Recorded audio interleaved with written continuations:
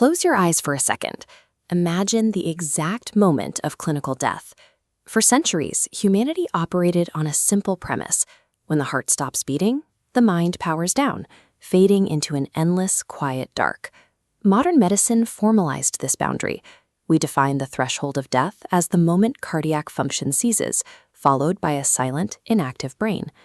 But a 2023 discovery indicates that instead of a quiet power down, our transition involves a massive, coordinated neurological event. Researchers at the University of Michigan monitored the brain activity of patients who had just suffered cardiac arrest. They expected the electrical activity to disappear. Instead, they observed a massive, unexpected explosion of energy. This graph tracks brain activity after the heart stops. The flat baseline erupts into gamma wave peaks, our most lucid state of awareness. Isolating these peaks shows astonishing activity. Dr. Bordigan concluded the dying brain generates high internal information without external stimulation. In those final moments, a person's mind enters a state of consciousness more vivid than anything they experienced while awake. This electrical storm is driven by a specific chemical mechanism. We first caught a glimpse in a 2019 study observing the brains of dying rats. At the moment of cardiac arrest, the pineal gland releases a massive natural reserve of dimethyltryptamine, or DMT. DMT is an incredibly potent psychedelic compound. In controlled settings, it consistently triggers a collapse of time, the dissolution of the ego, and a total absence of fear. The presence of this flood suggests that the brain is biologically prepared for the end, releasing a compound known to dismantle the sense of separation the exact moment the body fails. We see the subjective result of this biology in the research of Dr. Raymond Moody. In 1975, he published Life After Life, the study of 150 patients resuscitated from clinical death.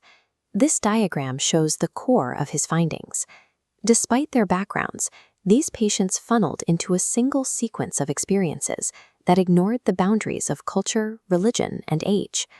The most consistent phenomenon within that sequence is the life review. This is not a passive playback of memories. Patients describe feeling the impact of every action they ever took, experienced directly from the perspective of everyone they ever affected. When the boundary between self and other collapses, the individual is forced to reconcile with the total weight of their influence on the world. Those who return bring back a radical shift in perspective. They lose the fear of death, reject superficial status, and prioritize compassion above all else. This brings us to a limit in our science. The philosopher David Chalmers named it the hard problem of consciousness. We can measure the physical correlates of dying, the gamma spikes, and the DMT floods, but neuroscience cannot explain why there is a subjective witness inside you experiencing any of it. Every biological mechanism we uncover about the dying brain only makes the mystery of consciousness itself deeper. Ancient mystics and modern teachers like Osho argued that death is not the end of consciousness, but its final liberation from the cage of biology. Osho proposed that humans are not afraid of the act of dying. We are terrified of our constructed identity, the ego, disappearing. If that identity falls away, dying becomes the moment consciousness finally encounters itself in a pure state, stripped of the noise of survival.